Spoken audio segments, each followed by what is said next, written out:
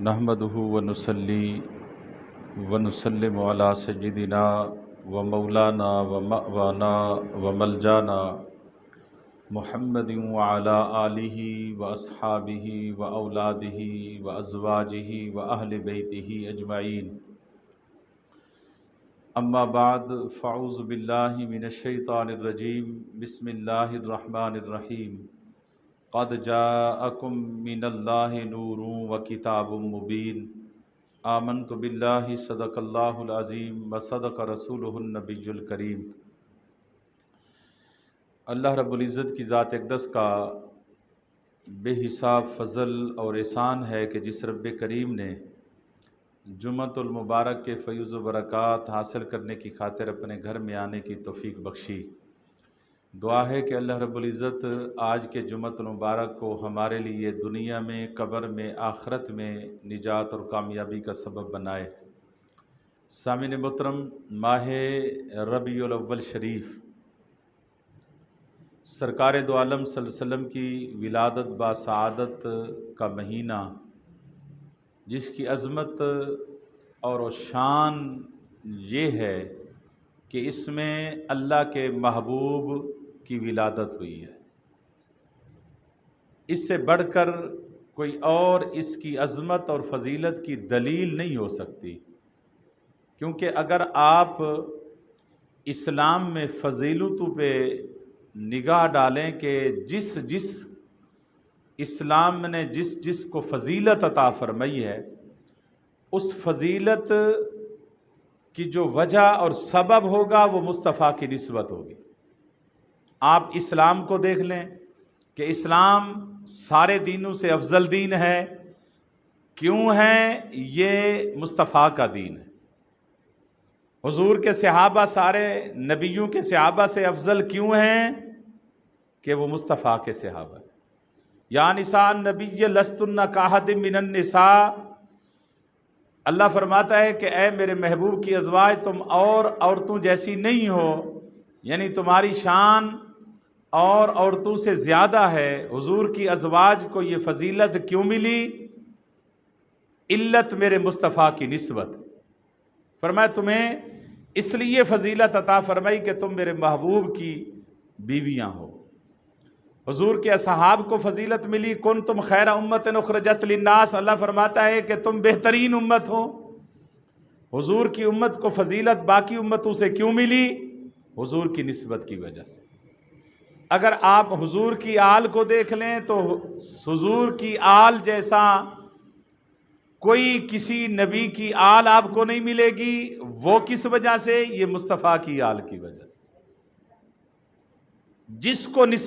جس کو فضیلت ملی وہ نسبت مصطفیٰ کی وجہ سے ملی۔ قرآن کو فضیلت کیوں ملی؟ تورات ہے، انجیل ہے، زبور ہیں جی، باقی آسمانی صحیفے ہیں جتنے بھی اللہ نے انبیاء پر نازل فرمائے، تو ان کی سارے اللہ کے کلام ہیں، سارے منزل من اللہ ہیں، اللہ نے نازل فرمائے ہیں۔ ان کو وہ فضیلت نہ ملی جو قرآن کو ملی۔ قرآن کی فضیلت کیوں ہے؟ یہ مصطفیٰ پہ نازل، یعنی قرآن کو فضیلت ملی تو حضور کی نسبت کی وجہ سے ملی۔ حضور فرماتے ہیں خیر القرون قرنی، فرمایا سب سے بہتر زمانہ جو ہے وہ میرا زمانہ ہے۔ حضور کے زمانے کو فضیلت کیوں ملی؟ بیت اللہ کو نسبت کیوں ملی؟ فضیلت کیوں ملی؟ نسبت مصطفیٰ کی وجہ سے۔ 700 پیغمبر ہیں، 700 انبیاء کرام ہیں، جنہوں نے منصب نبوت ادا کرنے کے بعد، فرائض منصبی ادا کرنے کے بعد، انہوں نے اپنا آخری سفر مکہ المکرمہ کی طرف فرمایا۔ اپنی آخری زندگی کے لمحات، آخری زندگی کا حصہ گزارنے کے لیے مکہ المکرمہ کا انتخاب فرمایا کہ ہمیں آخری زندگی جو گزرے ہماری وہ مکہ میں گزرے، موت آئے تو مکہ میں آئے، قبر بنے تو مکہ میں بنے۔ یہ نبیوں سے جا کر پوچھیں کہ آخری زندگی کیوں مکے میں گزارنے کی تمنا رکھتے ہو، قبر کیوں مکے میں بنے، موت کیوں مکے میں آئے؟ فرمایا اس لیے کہ یہ شہر میرے مصطفیٰ کا شہر ہے۔ یعنی انبیاء سے پوچھیں مکہ کیوں افضل ہے، وہ بھی مصطفیٰ کی وجہ سے۔ مدینہ کیوں افضل ہے؟ یہ مدینہ الرسول ہے، مسجد النبوی ہے، حضور کی مسجد ہے۔ باقی مسجدیں بھی تو اللہ کا گھر ہیں، لیکن مدینے کو شان کیوں ملی؟ یہ مصطفیٰ کی نسبت کی وجہ سے۔ اگر قرآن کو دیکھیں تو قرآن بھی یہی بیان فرماتا ہے، لا اقسم بہذا البلد وانت حل بہذا البلد۔ محبوب ہم اس شہر کی قسم کھاتے ہیں۔ باری تعالیٰ کس شہر کی قسم کھاتا ہے؟ فرمایا مکہ کی قسم کھاتے ہیں۔ باری تعالیٰ مکے کی قسم کس وجہ سے کھاتا ہے؟ اللہ فرماتا ہے وانت، محبوب آپ کی وجہ سے کھاتا۔ اللہ کا گھر تھا، اللہ فرما سکتا تھا کہ پیارے حبیب یہ میرا شہر، میرا گھر ہے، اس میں کعبۃ اللہ ہے، اس لیے میں بیت اللہ کی وجہ سے قسم کھا رہا ہوں۔ فرمایا محبوب اپنے گھر کی وجہ سے نہیں، وَأَنْتَ، محبوب تیرے گھر کی وجہ سے قسم کھاتا۔ تو شہر مکہ کی قسم بھی کھائی، بیت اللہ کی وجہ سے نہیں کھائی، رسول اللہ صلی اللہ علیہ وسلم کی نسبت کی وجہ سے قسم کھائی۔ انبیاء نے جو سفر فرمایا وہ بھی مصطفیٰ کے شہروں نے کی وجہ سے سفر فرمایا۔ یعنی اگر آپ پورے دین کا مطالعہ کریں، جس کو جو فضیلت ملی ہوگی وہ مصطفیٰ کی نسبت کی وجہ سے ملی۔ قرآن افضل بن گیا، مصطفیٰ کی نسبت کی وجہ سے بنا۔ باقی سارے اللہ کے کلام ہیں، تورات ہے، انجیل ہے، زبور ہے، لیکن قرآن کو فضیلت مصطفیٰ کی وجہ سے ملی۔ تو عرض کرنے کا مقصد یہ ہے کہ فضیلتیں مصطفیٰ کی نسبت سے ملتی ہیں، اور اس مہینے کے جو فضیلت ملی ہے وہ حضور کی ولادت کی نسبت سے ملی ہے۔ تو جب اس مہینے کو حضور کی ولادت سے نسبت کی وجہ سے فضیلت ملی ہے تو یہ سارے مہینوں سے افضل مہینہ قرار پائے گا، کیونکہ باقی مہینوں کی نسبت کسی اور وجہ سے ہوگی، اس مہینے کی نسبت مصطفیٰ کی ولادت کی وجہ سے ہے۔ تو اللہ تعالیٰ نے اس مہینے کو جو شانے، جو مقام عطا فرمایا تو وہ بہت اعلیٰ اور عرفہ اور بلند و بالا ہے، اس کا تو ہم بیان نہیں کر سکتے۔ اس سے بڑھ کر اس سے اور کوئی دلیل نہیں ہو سکتی کہ یہ مصطفیٰ کی ولادت کا مہینہ، یہ حضور کی ولادت کا مہینہ ہے۔ آج ہم آقا علیہ الصلوۃ والسلام کی ان 3 حصوں کا ذکر کرتے ہیں۔ حضور کا پہلا حصہ ہے خلقت، کہ حضور کی تخلیق کب ہوئی۔ دوسرا حصہ ہے حضور کی ولادت، حضور کی ولادت کب ہوئی۔ تیسرا جو اہم حصہ ہے آقا علیہ الصلوۃ والسلام کی زندگی کا، ذات مقدسہ کا، وہ ہے بعثت، حضور نے نبوت کا اعلان، نبوت کا اظہار کب فرمایا۔ آگے بھی 2 حصے ہیں، حضور کی ہجرت بھی ہے، حضور کی رحلت بھی ہے، یعنی حضور کا وصال مبارک بھی ہے، لیکن یہ 3 جو حصے اولین ہیں، خلقت مصطفیٰ، ولادت مصطفیٰ اور بعثت مصطفیٰ، یہ بڑے اہم ہیں۔ خلقت اور ولادت میں فرق ہے، حضور کی ولادت بعد میں ہوئی ہے، تخلیق پہلے ہوئی ہے۔ حضور کی ولادت بعد میں ہوئی ہے، تخلیق پہلے ہوئی ہے۔ بلکہ اگر دیکھیں نا، ہم بھی پیدا ہوئے، ہماری ولادت کوئی ہمارا آغاز نہیں ہے، ہماری ولادت سے ہمارا آغاز نہیں ہوا، ماں کے پیٹ میں ولادت سے پہلے رہے تب بھی تو ہم تھے نا، زندگی بھی تھی یا نہیں تھی ماں کے پیٹ میں؟ بولیں، ماں کے پیٹ میں بچہ زندہ ہوتا ہے یا مردہ؟ زندہ ہوتا ہے۔ اس کا مقصد یہ ہے کہ ولادت سے بندے کا آغاز نہیں ہوا، ولادت سے پہلے بھی بندے کی زندگی ہے، ماں کے پیٹ کی زندگی ہے۔ اس سے پہلے قرآن فرماتا ہے حل اتی علی الانسان حین من الدہر لم یکن شیئا مذکورا، کہ انسان تو ابھی قابل ذکر نہیں بنا تھا، یعنی تیری تخلیق بھی ہم نے، تیری ولادت بھی نہیں، تجھے پیدا بھی نہیں کیا تھا، اس کے باوجود بھی تو پہلے زمانے میں موجود تھا، تیرے اوپر کچھ زمانے ہم نے ایسے گزارے کہ جو تو قابل ذکر بھی نہیں تھا، قابل ذکر بنا جب تو پیدا ہوا، تو فرمایا قابل ذکر ہونے سے پہلے بھی تیرے اوپر ہم نے زمانے گزار دیے تھے۔ تو عزیزان محترم، جب ایک مطلق انسان کا زمانہ ولادت سے شروع نہیں ہوتا تو پھر میرے مصطفیٰ کی ذات ولادت سے پہلے کیسے آغاز ہو سکتا ہے؟ نہیں، مصطفیٰ کی ولادت بعد میں ہوئی، تخلیق مصطفیٰ کی پہلے ہو گئی۔ اب دیکھنا یہ ہے کہ تخلیق کب ہوئی. مشہور حدیث ہے, اس حدیث کو ظاہر ہے کہ ہم تو مانتے ہیں, اہل ایمان اور اہل محبت جو ہیں, اہل سنت, وہ تو ہر اس چیز کو مانتے ہیں جس کی نسبت مصطفیٰ کے ساتھ ہو جائے, جس کی نسبت مصطفیٰ کے ساتھ ہو جائے. نسبت مصطفیٰ اہل سنت کے نزدیک سب سے بڑی دلیل ہے. بس اس سے بڑھ کر ہمیں کوئی اور دلیل نہیں چاہیے کہ یہ مصطفیٰ کی نسبت سے. ہم حضور کو مانتے ہیں, ہم آقا علیہ الصلوۃ والسلام کے اصحاب کو مانتے ہیں, آل کو مانتے ہیں, حضور کے شہر کو مانتے ہیں, حضور کے مسجد النبی کو مانتے ہیں. بابا ہمیں منوانے کے لیے دلیل کی ضرورت نہیں ہے, جھلک مصطفیٰ, نسبت مصطفیٰ کی ضرورت ہے. بس کسی شاعر نے کیا خوب کہا, نہ قطرہ دیکھا نہ دریا دیکھا, جہاں تیری جھلک دیکھی وہاں ڈوب گئے. یعنی ہمیں ڈبانے کے لیے کوئی دریا کا پانی نہیں چاہیے, ہمیں ڈبانے کے لیے کوئی سمندر کی گہرائی نہیں چاہیے. اگر تم چاہتے ہو کہ یہ جو اہل سنت ہیں یہ اہل محبت ہیں, میں محبت سے اہل سنت کا نام دیتا ہوں اہل محبت کا. ہم ویسے اہل سنت ہیں, اگر دوسرا نام لیا جائے تو وہ اہل محبت ہیں. اہل محبت کو اگر ڈبانا ہو, شاعر کہتا ہے بس یار کی جھلک دکھاؤ یہ خود بخود ڈوب جائیں گے. ہم سمندروں میں ڈوبنے والے نہیں ہیں, ہم دریاؤں میں ڈوبنے والے نہیں ہیں, ہم تو مصطفیٰ کی محبت میں ڈوبنے والے ہیں. حضور کی نسبت آ جائے, نبی کا جو غلام ہے ہمارا وہ امام ہے. اللہ کی عزت کی قسم, ہم تو اہل محبت لوگ ہیں, ہمیں تو مدینے کی گلی میں چلتا ہوا کتا بھی مل جائے تو ہم اس کے بھی قدم چومنے کے لیے تیار ہیں. محبت کا تقاضا بھی یہی ہے. وہ مجنو تھا نا, مجنو, وہ ایک دن نا کتے کے پاؤں چوم رہا تھا, پیر چوم رہا تھا. کسی نے پوچھا مجنو تو پاگل ہو گیا, کتا ہے پلید ہے اس کے پاؤں چوم رہا. اس نے کہا پاگل میں نہیں ہوں, پاگل تم ہو. میں کتے کے پاؤں نہیں چوم رہا, کتے کے پیر نہیں چوم رہا, میں کسی کی نسبت کو چوم رہا ہوں.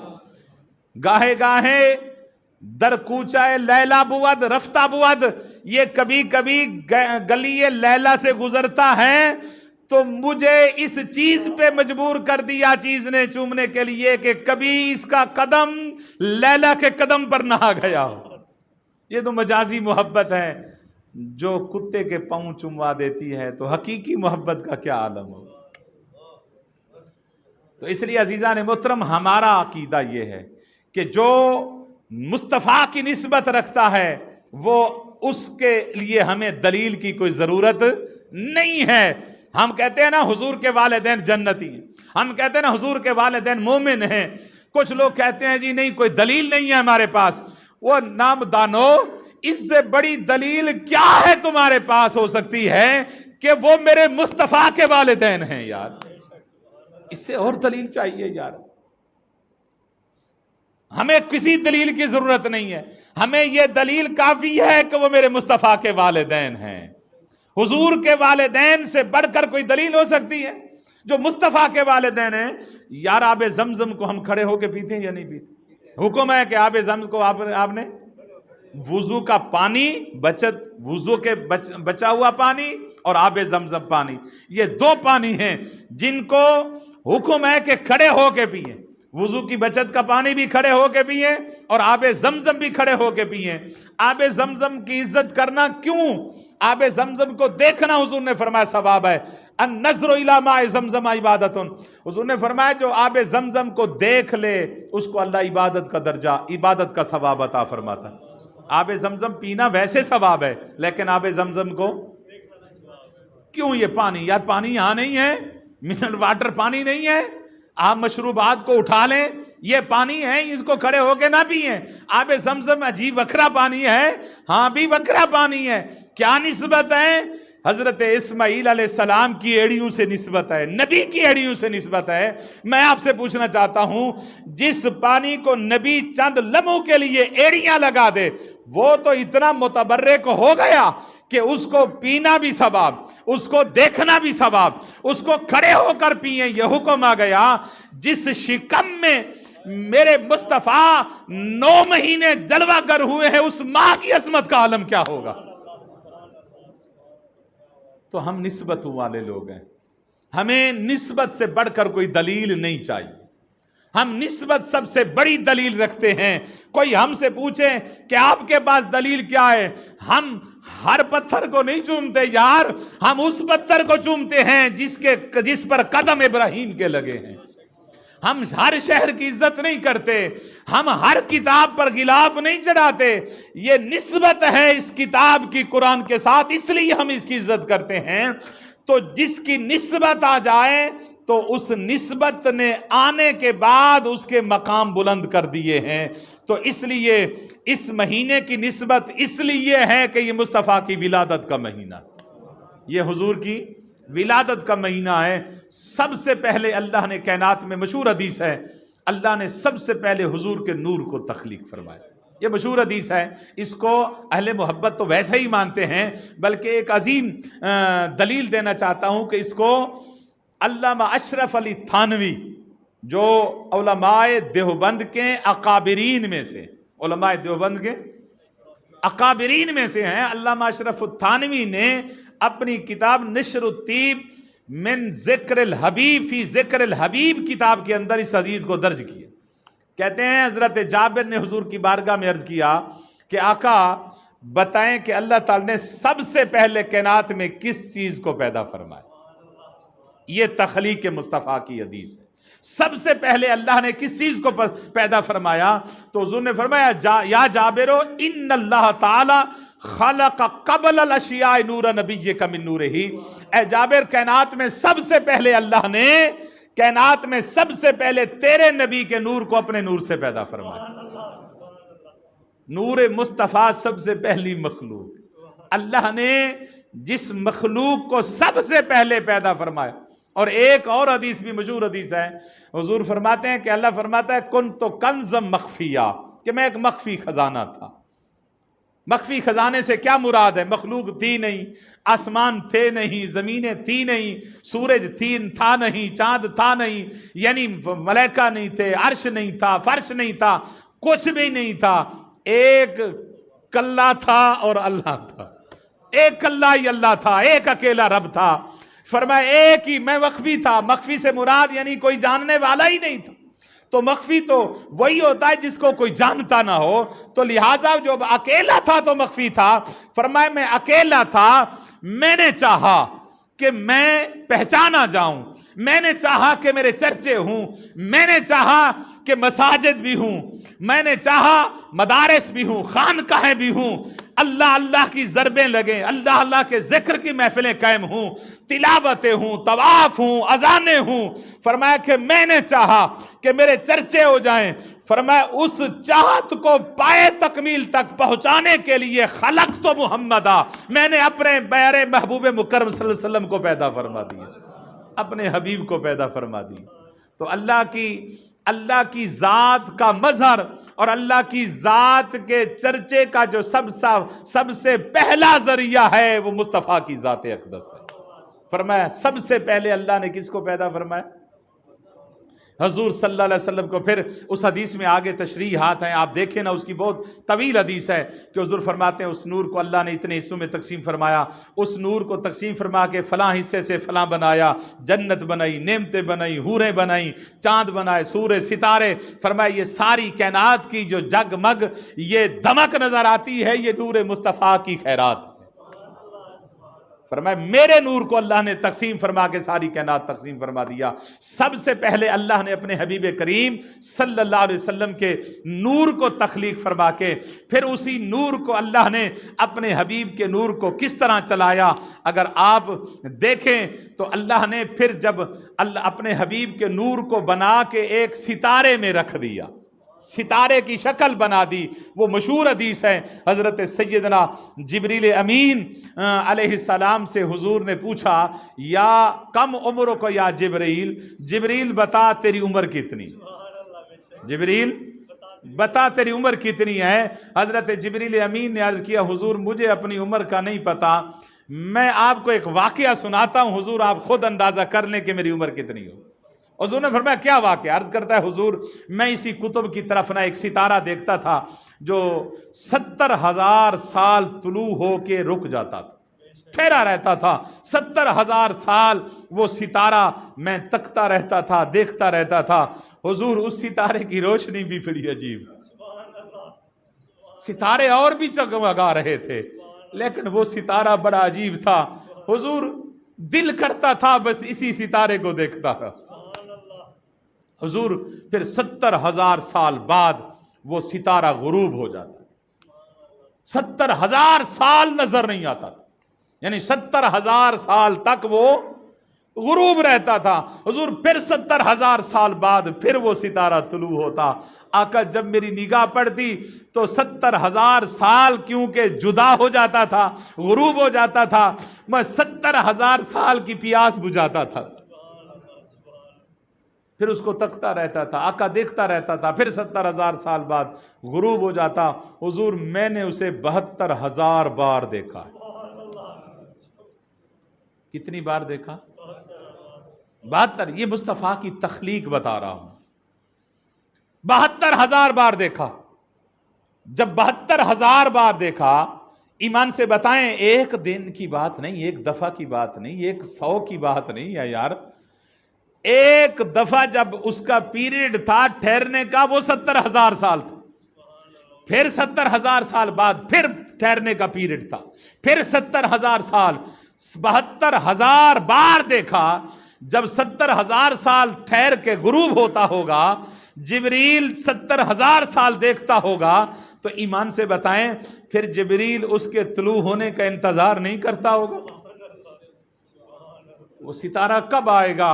حضور میں پھر اس کے انتظار میں رہتا, دیکھتا سب ستاروں کو, لیکن دوسرے ستارے وہ جی نہ بھر سکتے تھے جس طرح اس ستارے کو دیکھ کے جی بھرتا تھا.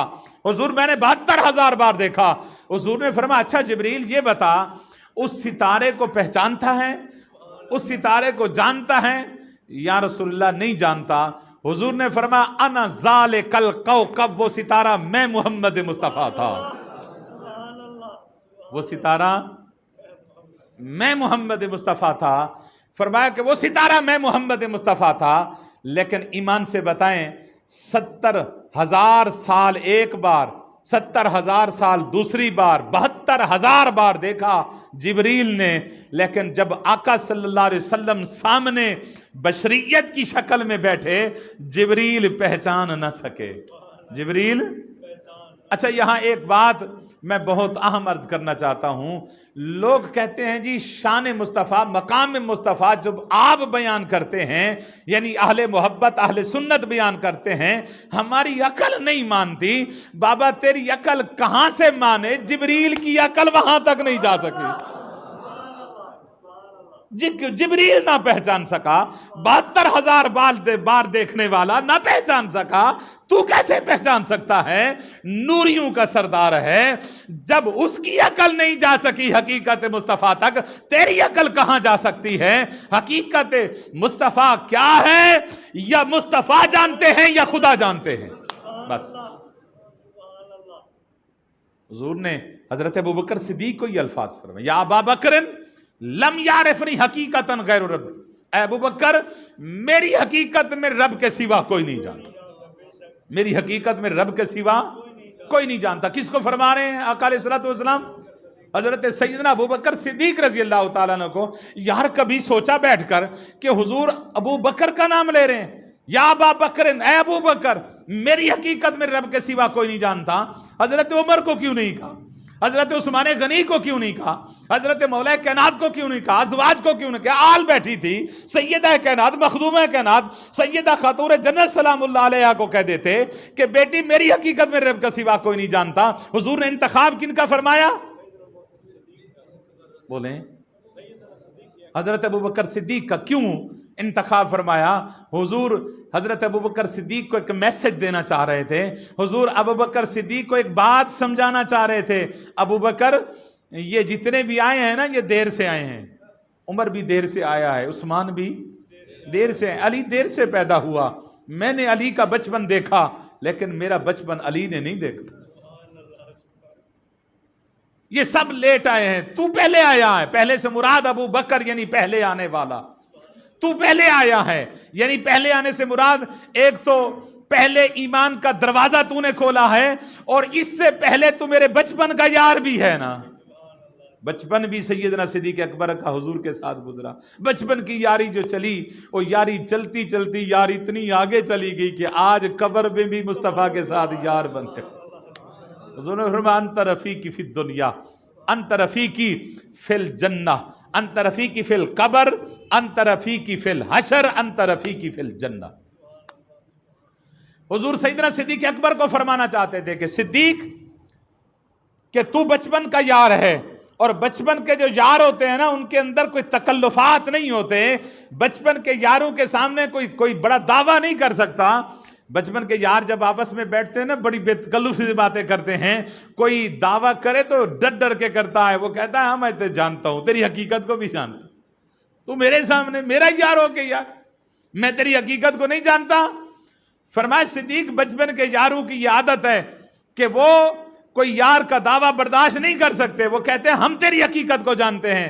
فرمایا کیونکہ صدیق تو بھی تو میرے بچپن کا یار ہے، میرے بچپن کو تو نے دیکھا، میری جوانی کو تو نے دیکھا، میرے لقبپن کو تو نے دیکھا، میرے شباب کو تو نے دیکھا، ہجرت سے پہلے بھی تو ساتھ تھا، بچپن میں بھی تو ساتھ تھا، بچپن ساتھ گزرا، ہجرت کی رات بھی تو میرے ساتھ رہا، ہجرت کے سفر میں تو ساتھ رہا، ساری زندگی ساتھ رہا۔ ہو سکتا ہے تیرے دل میں بھی کبھی خیال آ جائے، ادھر ہر طرف سے اللہ کی طرف سے میرے مقامات نازل ہو رہے ہیں، کبھی میں کچھ دعویٰ کر رہا ہوں، کبھی میں کھڑے ہو کے یہ دعویٰ کرتا ہوں کہ لوگوں میں رب کا محبوب ہوں، میں ساری کائنات کے خزانے اللہ نے میرے ہاتھ میں رکھ دیے ہیں۔ ہو سکتا ہے کبھی دعوے کو سن کر تو کہہ دے کہ یا رسول اللہ آپ تو میرے بچپن کے یار ہیں، میں آپ کی حقیقت کو جانتا ہوں۔ فرمایا ابو بکر ہو سکتا ہے تیرے دل میں کبھی اس یاری کے لحاظ سے خیال نہ آ جائے کہ میں حضور کی حقیقت کو جانتا ہوں۔ فرمایا صدیق خبردار، لم یعرفنی حقیقتا غیر ربی، میری حقیقت رب کے علاوہ کوئی نہیں جانتا، میری حقیقت رب کے سوا کوئی نہیں جانتا۔ میں آپ سے پوچھنا چاہتا ہوں کہ جس کی حقیقت صدیق نہ جان سکا، جس کی حقیقت صدیق نہ جان سکا، آپ جمعے پہ خطبہ سنتے ہیں نا، جو امام فرماتا ہے افضل البشر بعد الانبیاء بالتحقیق سیدنا ابو بکر صدیق، فرمایا لوگوں نبیوں کے بعد اگر کسی کا مقام ہے تو صدیق اکبر کا مقام ہے۔ بابا بشریت میں نبیوں کے بعد جو بشریت کا مقتدا اور امام بنا وہ مصطفیٰ کی حقیقت کو نہیں جانتا، جو نوریوں کا سردار جبریل ہے وہ مصطفیٰ کی حقیقت کو نہیں جانتا۔ آج کا 14ویں صدی کا کوئی مسلمان کہے میں بتاتا ہوں مصطفیٰ کی حقیقت، نہیں بابا، مصطفیٰ کی حقیقت یا خدا جانتا ہے یا مصطفیٰ جانتے ہیں بس۔ اللہ نے سب سے پہلے کس کو پیدا فرمایا؟ حضور کے نور کو پیدا فرمایا۔ حضور نے فرمایا جبریل نے عرض کیا یا رسول اللہ اس کی لاجک تو سمجھا دے، یہ 70,000 سال ٹھہرا رہنا اور 70,000 سال بعد غروب ہو جانا، اس کا تو آپ فرما دیں، تفصیل فرما دیں، تشریح کر دیں۔ حضور نے فرمایا یہ جو 70,000 سال میں نظر آتا تھا نا، یہ رب کی بارگاہ میں قیام کرتا تھا، رب کی بارگاہ میں قیام کرتا تھا۔ جب میں غروب ہوتا تھا نا رب کی بارگاہ میں 70,000 سال میں سجدہ ریز رہتا تھا، رب کی بارگاہ میں سجدہ ریز رہتا تھا۔ جب مصطفیٰ دنیا میں آئے نا تو حضور سجدے کرتے تھے، پاؤں میں ورمیں آ جاتی تھیں، حتیٰ توربت قدماہ او ساقاہ۔ اللہ نے فرمایا یا ایھا المزمل قم اللیل الا قلیلا، حبیب آپ گھٹا دے سجدے، باری تعالیٰ سجدہ کرنا چاہتا ہوں۔ محبوب تیرے وہ سجدے کافی نہیں ہیں جو 70,000 سال کے قیام تھے، 70,000 سال کے سجدے تھے۔ محبوب اب کیا مشقت کی ضرورت پڑ گئی ہے؟ محبوب اس وقت تیرا نور تھا، اب کیونکہ تو بشریت میں نور منتقل ہو چکا ہے، بشریت کا تقاضا بھی تو ہے نا، تو تھک جاتا ہے، تو تھکتا ہے تو مجھ سے برداشت نہیں ہوتا۔ محبوب تو تھکتا ہے تو میں کیسے برداشت کر سکتا ہوں؟ اس لیے محبوب آپ سجدے کم کر دیں، پیارے تیرے سجدے ہو چکے ہیں، تیرے قیام بھی ہو چکے ہیں، سجدے تو سب نے کیے، پر ان کا نیا انداز ہے، انہوں نے وہ سجدہ کیا جس پر خدا کو ناز ہے۔ اللہ نے سب سے پہلے اپنے محبوب کے نور کو پیدا فرما کے پھر مالا و اعلیٰ کے اندر محفوظ جگہ پہ رکھا، اور ایسا نور پلتا رہا اللہ کی رحمت کی گود میں۔ پھر آدم علیہ السلام تخلیق ہوئے تو اللہ تعالیٰ نے پھر آدم علیہ السلام کی پیشانی میں مصطفیٰ کے نور کو تخلیق فرما کے رکھ دیا۔ جب آدم علیہ السلام کی پیشانی میں نور آیا نا، آدم کے بھی مزے ہو گئے۔ حضرت آدم علیہ السلام جب بھی جنت میں جاتے نا، نور مصطفیٰ سامنے ہوتا۔ جب بھی جنت میں جاتے تو فرشتے سلام کرتے، حوریں سلام کرتی تھی، ہاں جی، ہر طرف سے ٹھاٹھے ہیں جی، سلام آ رہے ہیں جی، حوریں سلام، فرشتے سلام، حتیٰ کہ در و دیوار سے سلام میں آتی، آدم تجھے سلام ہو۔ درخت سلام کرتے تھے، حوریں سلام کرتی تھی، چلتا رہا، 60 بار ہو، جنت ہو، سلامیاں ہوں، اور کیا چاہیے۔ ایک دن حضرت آدم علیہ السلام گھر سے نکلے، کسی نے سلام نہیں کیا، نہ فرشتوں نے سلام کیا، نہ حوروں نے سلام کیا، نہ درختوں سے سلام آئے، نہ در و دیوار سے سلام آئے، نہ جنت کے غلمانوں نے سلام کیا۔ آپ پریشان حال ہو کے نہ گھر واپس لوٹے۔ آپ گھر آئے، حضرت حوا نے دیکھا کہ آج شوہر نامدار حضرت آدم علیہ السلام بہت پریشان ہیں، تو عرض کیا کہ آدم خیر تو ہے نا، اللہ کی جنت ہے، جنت میں کس چیز کی کمی ہے؟ آپ کا چہرہ اداس ہے، آپ پریشان حال نظر آتے ہیں، بتائیں کیا وجہ ہے؟ آپ رو پڑے۔ آپ نے فرمایا حوا، لگتا ہے کوئی آدم سے خطا ہو گئی ہے، آدم سے کوئی غلطی ہو گئی ہے۔ فرمایا کیا غلطی ہوئی ہے؟ کہا کہ جب میں پہلے جنت میں جاتا تھا نا، جنت کی حوریں سلام کرتی تھی، غلمان سلام کرتے تھے، فرشتے سلام کرتے، در و دیوار سے سلامیاں آتی تھی، لیکن جب آج نکلا ہوں نا، آج کہیں سے کسی نے سلام نہیں کی، نہ حوروں سے سلام آیا، نہ در و دیوار سے سلام آیا، نہ فرشتوں سے سلام آیا۔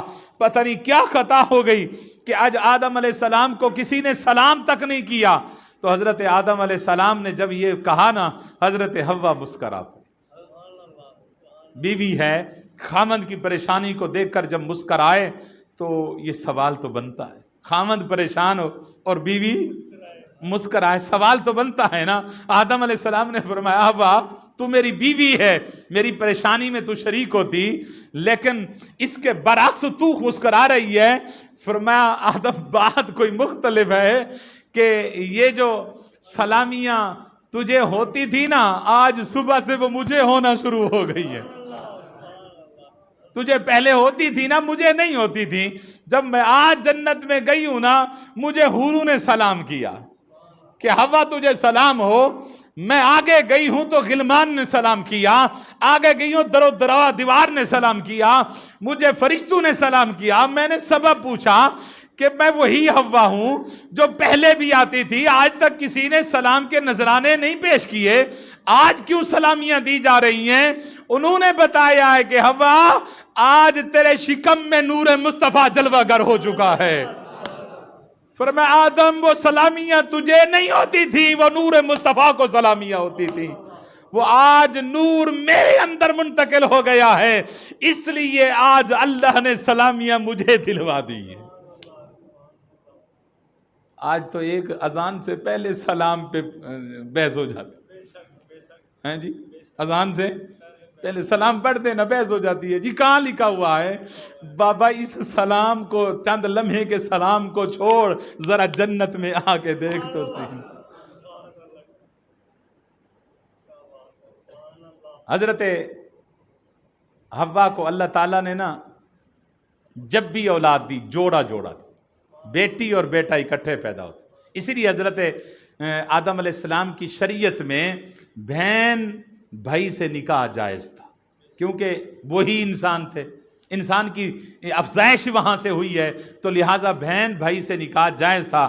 لیکن بیٹا بیٹی جو ایک حمل سے پیدا ہوتے تھے، ان کا آپس میں نہیں ہو سکتا تھا، جو دوسرے حمل سے پیدا ہوتے تھے ان کا آپس میں دوسرے حمل والوں کا نکاح ہوتا تھا۔ یہ حضرت آدم علیہ السلام کی شریعت کا قانون تھا، یعنی ایک حمل والے دوسرے حمل سے ان کا آپس میں نکاح ہوتا تھا، جوڑا جوڑا پیدا ہوتے رہے۔ لیکن جب حضرت شیش علیہ السلام پیدا ہوئے نا، حضرت شیش علیہ السلام آدم علیہ السلام کے بیٹے، تو حضرت شیش علیہ السلام اکیلے پیدا ہوئے، ساتھ جڑواں جو بیٹی پیدا ہوتی تھی وہ پیدا نہیں ہوئی، اکیلے شیش علیہ السلام پیدا ہوئے۔ تو حضرت آدم علیہ السلام کو حیرت ہوئی کہ جب بھی پیدا ہوا تو جوڑا پیدا ہوا، بیٹی بیٹا پیدا ہوئے، تو آج اکیلے شیش علیہ السلام اکیلے کیوں پیدا ہوئے؟ تو سوال کیا باری تعالیٰ، شیش علیہ السلام اکیلے کیوں پیدا ہوئے؟ تو اللہ تعالیٰ نے فرمایا کہ اے آدم، بات یہ ہے کہ ہم نے نا شیش کے اندر اپنے محبوب کا نور رکھ دیا ہے۔ اس شیش کے اندر ہم نے اپنے نبی کا، اپنے محبوب کا نور رکھا ہے۔ تو ہم چاہتے تھے کہ یار بے مثل بے مثال جو ہے، جہاں بھی جائے ہر طرح سے یار کو بے مثل بے مثال رکھنا چاہتے تھے۔ کوئی مثلیت کا دعویٰ نہ کر سکے، کوئی یہ نہ کہہ سکے کہ میں حضرت شیش کا بھائی ہوں، ان کی مثل ہوں۔ فرمایا نہیں نہیں، میرا محبوب جہاں بھی رہا ہے بے مثل بے مثال رہا ہے۔ میرا محبوب جہاں بھی رہا ہے بے مثل بے مثال رہا ہے۔ تو عزیزان محترم، یہ مصطفیٰ کا نور چلتا ہوا چلتا چلتے حضرت سیدنا ابراہیم علیہ السلام کی پیشانی میں آیا۔ حضرت ابراہیم علیہ السلام کی پیشانی میں آیا، آپ جانتے ہیں کہ وہ آگ گلزار بن گئی۔ آگ نے بھی عزت کی کہ میرے محبوب کا نور میرے اندر آ گیا ہے۔ تو آگ نے گلزار بن کے قیامت تک دکھا دیا۔ فرمایا جہاں مصطفیٰ آتے ہیں وہاں آگے نہیں ہوتی۔ جہاں مصطفیٰ آ جائیں تو وہاں آگ صرف گرمی والی آگ نہیں، جلانے والی آگ نہیں، اس میں حسد کی آگ بھی، آپ انتقام کی، بغض کی، کینے کی، غیبت کی، یہ ساری نفرتوں کی آگیں جہاں مصطفیٰ ہوں گے وہاں یہ ساری آگیں ختم ہو جائیں۔ اگر کوئی سمجھتا ہے کہ میں مصطفیٰ کا غلام ہوں، میرے دل میں مصطفیٰ ہیں، تو پھر دیکھے کہ اس کے اندر آگ تو نہیں ہے حسد کی۔ اگر کوئی حسد کی آگ میں جل رہا ہے تو بابا پھر مصطفیٰ نہیں ہوں گے۔ جہاں محبوب آتے ہیں تو پھر وہاں نفرت کی آگ۔ قرآن کہتا ہے وَاذْكُرُوا نعمت اللہ علیکم اذ کنتم اعداء فالف بین قلوبکم۔ میرے محبوب کی امت ذرا یاد کرو اس نعمت کو، جب وہ اس نعمت کے آنے سے پہلے تم ایک دوسرے کے دشمن تھے، عداوتیں تھی، نفرتیں تھی، بغض تھا، انتقام تھا، نفرتیں اتنی تھی کہ ایک دوسرے کا تم قتل کرتے کرتے سالہ سال تک انسانی خون سے تلواریں تمہاری خشک نہیں ہوتی تھی۔ لیکن اس نعمت نے آ کر فَأَلَّفَ بَيْنَ قُلُوبِكُمْ، تمہارے دلوں میں ایسی محبت پیدا کر دی کہ ایک ہی صف میں کھڑے ہو گئے محمود و ایاز، نہ کوئی بندہ رہا نہ کوئی بندہ نواز، بندہ و محتاج و غنی ایک ہوئے، اسی کی دربار میں پہنچے تو سبھی ایک ہوئے۔ ایک ہی صف میں کھڑا کر دیا اس نعمت نے آ کر۔ مولا وہ کون سی نعمت ہے؟ فرمایا لوگوں وہ نعمت میرے مصطفیٰ کی نعمت ہے۔ اللہ کی عزت کی قسم، انتقام میں معاشرہ جلتا تھا، انتقام تھا، انتقام کی آگ تھی، حسد کی آگ تھی، بغض کی آگ تھی، عداوت کی آگ تھی، لوگ ایک دوسرے کو قتل کرتے تھے۔ اور اللہ اکبر، جب مصطفیٰ آئے تو ایسا بھائی چارہ قائم کر دیا، ایسا بھائی چارے کی ڈور اور ایسی محبتوں کی ڈور میں پرو دیا، نہیں پتہ چلتا تھا وہ دوسرے دونوں قبیلے جو لڑتے رہتے تھے 1000 سال تک، یہ سگے بھائی ہیں یا ایک دوسرے کے دشمن ہیں۔ ایسا شیر و شکر کر دیا۔ وہی نعمت اللہ یاد دلوانا چاہتا ہے، وَاذْكُرُوا نِعْمَتَ اللَّهِ عَلَيْكُمْ إِذْ كُنْتُمْ أَعْدَاءً۔ فرمایا اس نعمت کو یاد کرو۔ کیا مقصد؟ فرمایا جس نے تمہارے دل سے بغض نکال کے محبتیں ڈال دی، فرمایا اس نعمت کو یاد کر کے کبھی اس نعمت کا تذکرہ بھی کیا کرو۔ یاد کرنے کا مہینہ چل رہا ہے جی، یاد کرنے کا، ہر طرف سے ایمان والوں کے چہرے پہ بہاریں آ چکی ہیں۔ یوں کہیں کہ یہ ایمان کی بہار کا موسم آ گیا، ایمان کی بہار کا موسم آ گیا ہے۔ اور احسان مند وہی ہوتا ہے جو اپنے محسن کا شکر ادا کرے۔ اللہ رب العزت نے اپنے محبوب کریم صلی اللہ علیہ وسلم کے نور کو منتقل فرمایا۔ اللہ کی عزت کی قسم، جہاں بھی مصطفیٰ کا نور گیا آگ میں گیا تو آگ نے مصطفیٰ کے نور کا گلزار بن کر استقبال کیا. یہی نور جہاں بھی دیکھیں گے اللہ کی عزت کی قسم وہاں آپ کو نظر آئے گا. اگر وہ آگ ہے تو مصطفیٰ کا استقبال آگ بھی کر رہی ہوگی. اگر وہ دریا ہے تو دریا کر رہا ہوگا.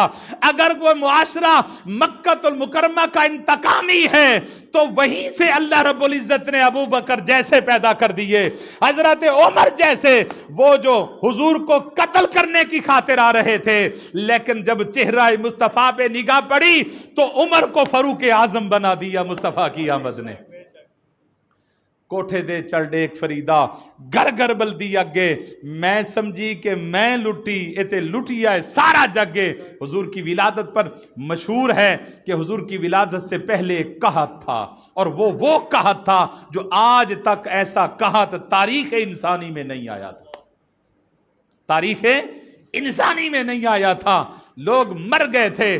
حضرت اماں حلیمہ کے حوالے سے آپ مشہور ہے, وہ سنتے ہیں کہ آپ کی ٹھاٹ باٹ تھی, ذمہ دار تھیں, آپ کی زمینیں بنجر ہو گئیں, غلام مر گئے, حتیٰ کہ جانور مر گئے, آپ مجبور ہو گئی گھر میں بیٹھنے کی, یہاں تک کہ مفقول حال ہو گئیں. کوئی حال نہ رہا حضرت حلیمہ کا, ہر طرف سے ایک ویرانہ ہی ویرانہ ہے, جنگل ہی جنگل ہے, جلے ہوئے بیابان ہیں, کہیں کوئی سبزہ نظر نہیں آتا.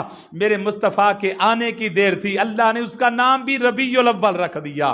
پہلی بہار آئی ہی کائنات پر مصطفیٰ ولادت و سعادت پر ہے. حضور کی ولادت با سعادت ہوئی تو کائنات اور زوئے زمین پر بہار کی موسم آ گئی. وہ بہار ایسی لگی, آج بھی اللہ کی عزت کی قسم جہاں آپ کو ایمان کی خوشبو ملے گی وہ میرے مصطفیٰ کی آمد کا صدقہ ہے. کوئی مانے یا نہ مانے یہ اور بات ہے, لیکن اگر کوئی کھا رہا ہے یہ مصطفیٰ کا صدقہ کھا رہا ہے. شکلیں بدل جاتی تھی یار, لوگ گناہ کرتے تھے, ماتھے پہ لکھ جاتا تھا کہ اس نے گناہ کیا ہے, دہلیز پہ لکھا ہوتا تھا اس نے یہ گناہ کیا ہے. کبھی سور بن جاتے, کبھی بندر بن جاتے, خنزیر بن جاتے. مصطفیٰ کی آمد پر یہ ہوا کہ اللہ نے فرمایا حبیب اب جتنے بھی گناہ کریں گے حساب لوں گا, لیکن محبوب اب ان کو دیکھوں یا بددعا کے مکھڑے کو دیکھوں, ان کی شکلیں نہیں بدلوں, ان کی شکلیں نہیں بدلوں گا. یہ بہار تو ایسی چلی تو قیامت تک جائے گی. حدیث پاک میں آتا ہے حضور نے اللہ سے یہ دعا کی ہوئی ہے کہ مولا میری امت کا حساب کسی کے سامنے نہ لینا, میری امت کا حساب کسی کے سامنے لینا, تمام امتوں کا حساب سب کے سامنے ہوگا. آدم علیہ السلام کی امت سے لے کر حضرت سیدنا عیسیٰ علیہ السلام کی امت تک سب امتیں سب کے سامنے حساب دیں گی. جو دفتر ہوں گے سب کے سامنے کھل جائیں. ہر امت پڑھے گی اس نے یہ گناہ کیے, اس نے یہ گناہ کیے, اس نے یہ گناہ کیے. لیکن جب باری آئے گی نا مصطفیٰ کی امت کی, حضور اللہ کی بارگاہ میں عرض کریں گے کہ باری تعالیٰ میری امت کا حساب سب کے سامنے نہ لینا. اللہ تعالیٰ اپنے حبیب کی امت کا حساب چھپا کے لے لے گا, کسی کو پتہ نہیں ہوگا. اور یہی وجہ ہے حضور کی امت سب سے بعد میں کیوں آئی, بعد میں آنے کی بھی یہی وجہ ہے. علماء فرماتے ہیں کیونکہ جتنی پہلے امتیں آئی ہیں اس کے بعد آنے والی امت کے سامنے اللہ نے ان کے گناہ رکھ دیے. اب ہم جانتے ہیں نا قرآن میں سب کچھ موجود ہے. عیسیٰ علیہ السلام کی امت کون سے گناہ کرتی تھی, موسیٰ علیہ السلام کی امت کون سے گناہ کرتی تھی, لوط علیہ السلام کی امت کون سے گناہ کرتی تھی, حضرت ہود علیہ السلام کی امت کون سے گناہ کرتی تھی, قوم سمود کیا کرتی تھی. قرآن نے ایک ایک گناہ ان کے گنوا کے رکھ دیے ہیں. لیکن اللہ نے فرمایا حبیب آپ کو اس لیے آپ آخر میں بھیج رہا ہوں کہ آپ کی امت گنہگار زیادہ ہے, نہ اس کے بعد کوئی امت آئے گی نہ کسی کو آپ کی امت کے گناہوں کا پتہ چلے.